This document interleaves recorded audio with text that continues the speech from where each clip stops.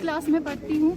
जो हमारे लियाकत सर है, ये हम सब बच्चियों के साथ बहुत गंदी बातें करते हैं और जब हमारे क्लास में आते हैं तो दरवाज़ा बंद करके हमें मारते हैं और बहुत बेरहमी से हमें मारते हैं। तो हमारा यही जवाब है, अब इनको स्कूल से निकाला जाए या फिर हम इनकी स्कूल में या लियाकत सर रखेंगे। बाकी बातें तो आपको इसने बताई है, बस मैं इतना ही कहना चाहती हूँ।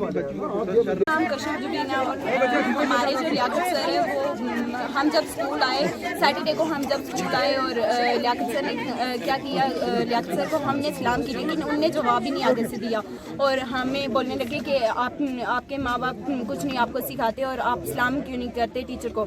और हमने सलाम की थी लेकिन उनने जवाब नहीं दिया। और जब असेंबली में हमें मॉर्निंग लेसन देने की जगह पे हमें हमारे टीचर्स को भी उनने गलत बातें बोली और हमारे पेरेंट्स को उनने गालियाँ दी।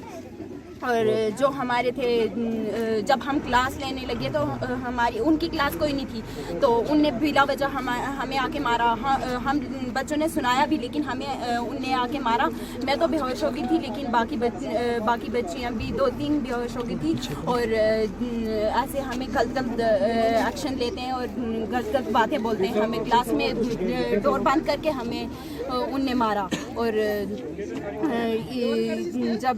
जब हम हेड मैम के पास भी गए और हेड मैम ने इस बात पे एक्शन लिया और हेड मैम को भी वो नहीं मानते, वो किसी भी टीचर को नहीं मानते। और जब वो नहीं माने तो हमने अपने पेरेंट्स को बताया और पेरेंट्स आज यहाँ पे आए। मामला पेश आया है और अभी जो बच्चे एहतजाज कर रहे हैं, क्या कहेंगे? जैसा कि सभी जानते हैं कि आज जो बच्चों का प्रोटेस्ट हाई स्कूल मनियाल में आप देख रहे हैं और बच्चों के जो आपने यहाँ पर तासुरात भी देखे हैं, उनके बयानात सुने हैं और मोअज़्ज़िज़ीन के भी सुने हैं।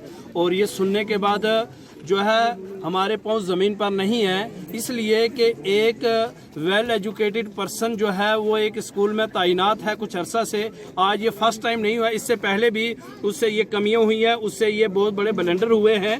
तो हम ये कहना चाहेंगे कि एक एजुकेटेड आदमी जो है उसको ये जेब नहीं देता है कि वो बच्चों के साथ ऐसे नाजेबा हरकतें, नाजेबा अल्फाज इस्तेमाल करे और फिर अकेले तनहा रूम में इंडिविजुअल उन बच्चों को मारा जाए, ज़दकोब किया जाए और हरासा किया जाए और फिर स्टाफ मेम्बरान जो है उनके साथ यही मामलात किए जाएं। और मैं ये चाहूँगा, सीओ साहब से कहूँगा, जेडीओ साहब से कहूँगा कि फौरी एक्शन लिया जाए। और ऐसे टीचर की तो इस स्कूल में, किसी भी स्कूल में कोई भी ज़रूरत नहीं है, इसलिए कि जिसको ये सलीका नहीं है कि बच्चों के साथ कैसा बिहेव किया जाता है, कैसा सलूक किया जाता है, जिससे ये तहजीब ही नहीं है कि वो एजुकेशन के बजाय, तालीम के बजाय कुछ और इस असबाक पढ़ा रहा है बच्चों को। तो ये हालात नाजुक हो रहे हैं और मैं तहसीलदार साहब से, DC साहब से आपके ज़रिए से ये गुजारिश करूँगा कि फ़ौरन इस टीचर को यहाँ से उठाया जाए और इसके खिलाफ फ़ौरन एक्शन किया जाए और चेक किया जाए और पूरा